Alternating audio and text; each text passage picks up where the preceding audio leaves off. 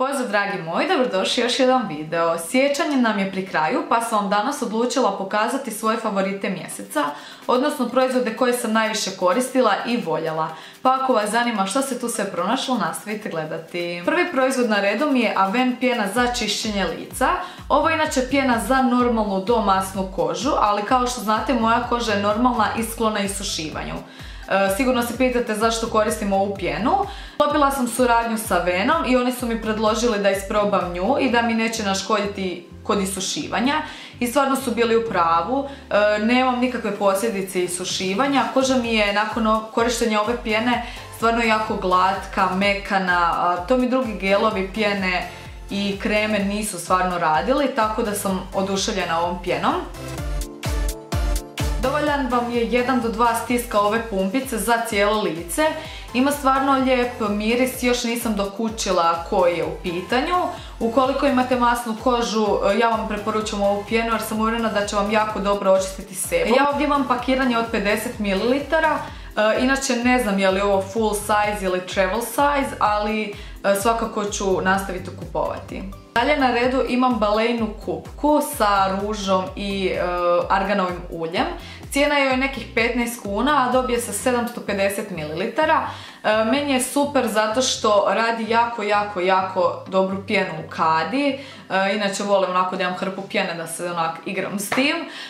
Ima jako lijep miris koji će vam se kasnije zadržati na koži, ali neće biti onako kao parfem da ju osjetite pod nosom, nego ukoliko si pomirišite ruku osjetit ćete da vam ima miris baš po kupki. Ako volite puno pjene kao i ja, potrebno je staviti puno više proizvoda, otprilike nekih 100 ml, a pakiranje ima 750 kao što sam rekla, znači da će vam to biti dovoljno za nekih 7 pranja.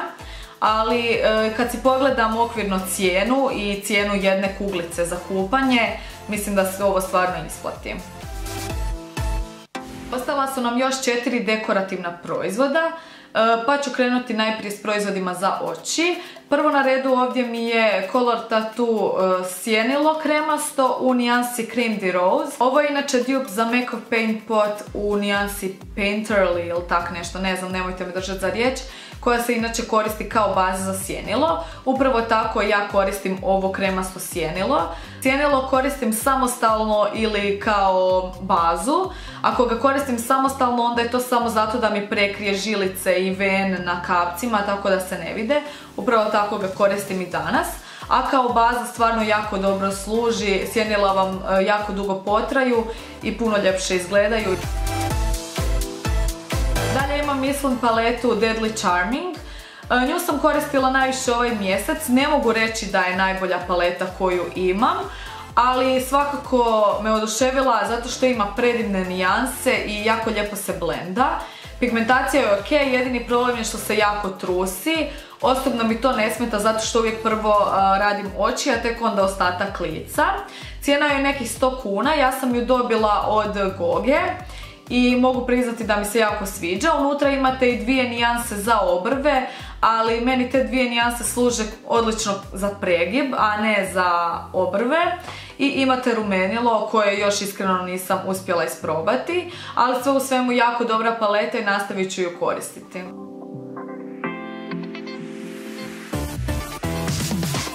Nedavno sam vam snimala prve dojmove o Bourjois Healthy Mix proizvodima. Kao što znate, ovaj korektor me oduševio.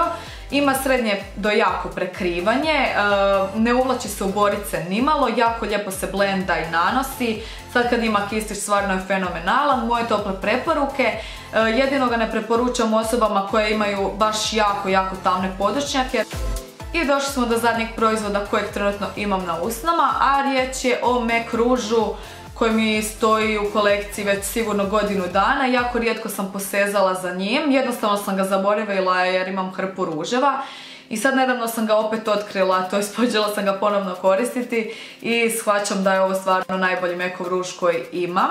Riječ je o Satin Finishu koji je meni najbolji od MAC-ovih ruževa jer nije ni mat, a nije ni šir onako da se sjaji, nego je baš lagan na usnama i kasnije se osuši na usnama i zapravo je kao mat, ne silazi tako lako. Riječ je o nijansi Amorous. To je ovako neka ljubičasta nijansa, možete primijetiti na usnama šljivasta. Nijansa nije napadna, nije onako bold, nego je baš onako i za dnevne i za večernje izlaske.